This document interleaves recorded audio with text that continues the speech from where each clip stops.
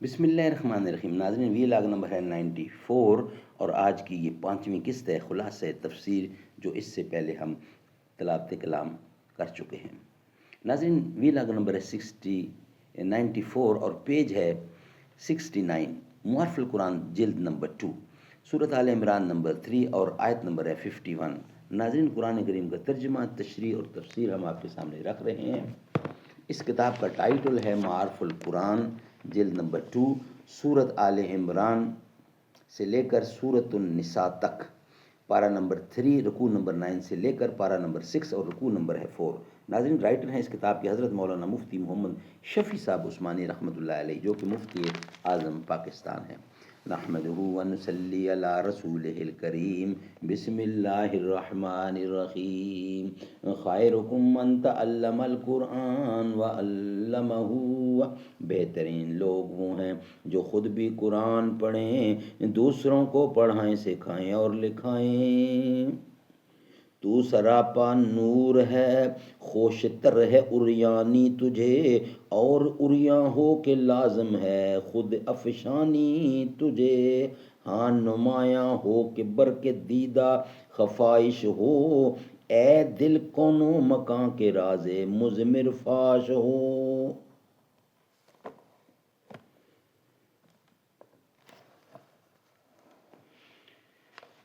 خلاصہ تفسیر. اور اے مریم، اس مولود مسعود کی یہ فضیلتیں ہوں گی کہ اللہ تعالیٰ ان کو تعلیم فرما دیں گے آسمانی کتابیں اور سمجھ کی باتیں، اور بالخصوص توریت اور انجیل، اور ان کو تمام بنی اسرائیل کی طرف پیغمبر بنا کر یہ مضمون دے کر بھیجیں گے کہ انی قد جئتکم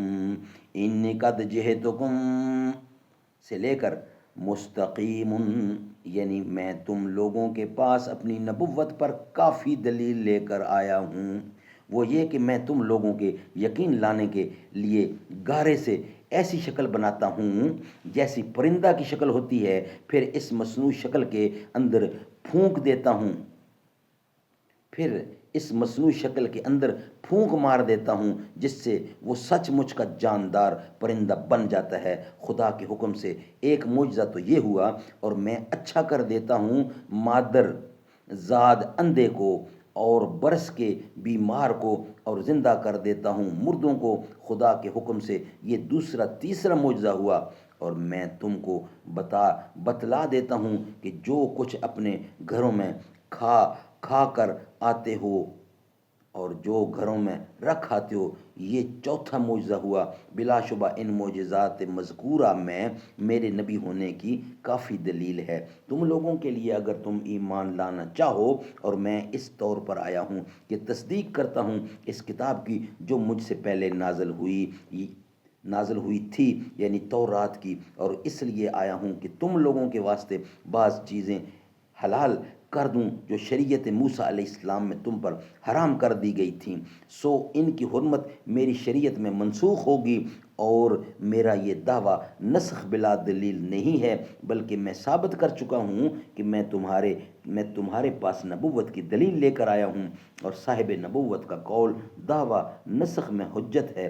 حاصل یہ کہ جب میرا نبی ہوتا دلائل سے ثابت ہو چکا جب میرا نبی ہونا دلائل سے ثابت ہو چکا، تو میری تعلیم کے موافق تم لوگ اللہ تعالیٰ کی مخالفت حکم سے ڈرو اور دین کے باب میں میرا کہنا مانو.